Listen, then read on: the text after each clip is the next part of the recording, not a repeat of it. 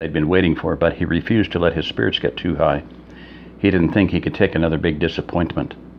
The next morning, they traded out with Jim's team and made the trip back home. It was only an hour and a half later that Mike and Paul arrived with the news that 44 men had left the compound in the 7 trucks. Even better news was that John had gone with them. That meant only 23 were left to guard the ranch.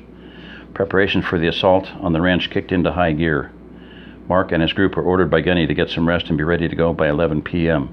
Mark went home and tried to sleep, but the excitement or fear or some strange mix of the two wouldn't let him doze off. As he lay there, a terrifying thought leaped into his mind. He jumped out of bed and ran to find Gunny. The old sergeant was barking orders at several men who were going over the vehicles they'd be using this afternoon. When he saw Mark, he gave him a "How dare you not follow my orders" look. "What are you doing out here?" he demanded. "Gunny, what if they're coming here?" Gunny snorted. "Karate man, you need to calm down a little. John may not be no George Patton, but he ain't no dummy either. He knows there's no way he could take Silver Hills with 44 men. But why did he go with the men this time? We know he doesn't usually do that. Maybe he's coming back to do some more sniper work." "Relax, Mark." Gunny put his hand on Mark's shoulder. "You only use 2 or 3 men for that kind of job. Besides, I have Billy's boys and a group from here out making sure nobody gets close without us knowing about it. Now I want you to go back home and get some shut-eye. I got it?" "Okay, Gunny, I got it."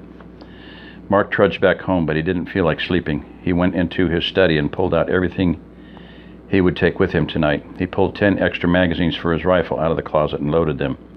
He got out his cleaning kit and meticulously cleaned and oiled his rifle and his pistol. When he was sure everything was exactly like he wanted it, he went into the kitchen and made himself something to eat. As the minutes dragged by, Mark could find little to do.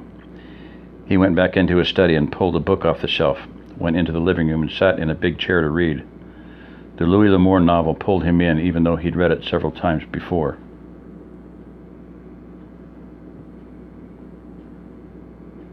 That's just dirty pool. Not telling what book it was. Sorry. Oh, coming. Jess and the 3 boys arrived home from school a few minutes after 3. She admonished him to get some sleep and had David take the younger boys outside to play, so it would be quiet in the house. He went back into the bedroom, closed the curtains, and tried to doze off. Fears of the nightmares kept him awake for a while, but soon the fatigue overtook the fear and he drifted into a deep slumber. Jess woke him at 10. He groggily got up and realized he'd slept for almost 7 hours with no nightmares.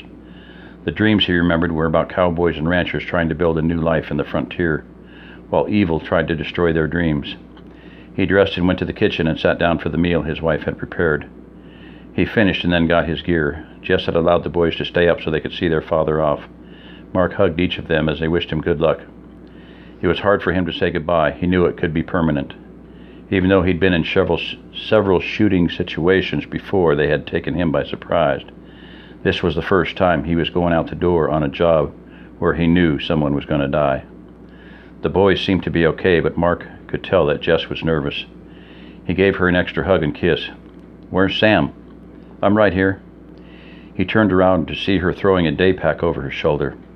She also had a pistol on her hip. "Where are you going?" "With you," she said. "For what?" he demanded. "I'm on the medical team. I'm going to help Lisa and Doc Vasquez in case anyone gets hurt." "Like hell you are. It's way too dangerous." He didn't raise his voice, but it was obvious that he was upset. Sam's face screwed up into a look of hurt and confusion. "But Dad," she started. "But nothing," Mark said. His voice was just slightly elevated now.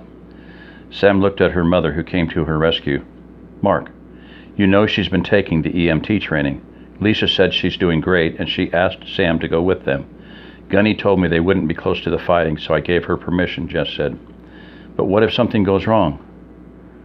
"Goes wrong? Like what? Like the lights going out? Like society as we know it falling apart?" she asked sarcastically.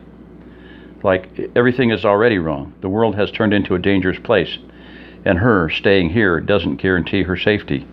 You, better than anyone, should know that. You said in one of the neighborhood meetings that we all need to do what we can to help. This is what Sam wants to do.